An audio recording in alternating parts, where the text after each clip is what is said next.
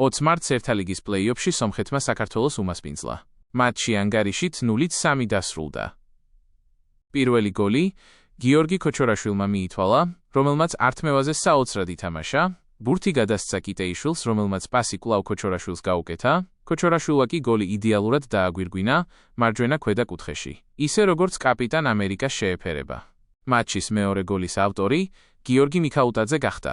მიქაუტაძის გოლს გიორგი მამარდაშვილის საოცარი გადაცემა და ასისტი უძღოდა წინ. გიორგი მიქაუტაძემ კი ურთულესი გოლი გაიტანა. რაქნას უყვარს გოლების გაკეთება.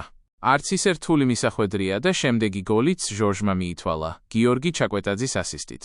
წარმატებები ვუსურვოთ ბიჭებს განმეორებით შეხვედრაში, რომელიც 23 მარტს თბილისში გაიმართება. თხოვნა იქნება, გამოიწერეთ არხი და დაალაიქეთ ვიდეო მეტი ვიდეოსთვის.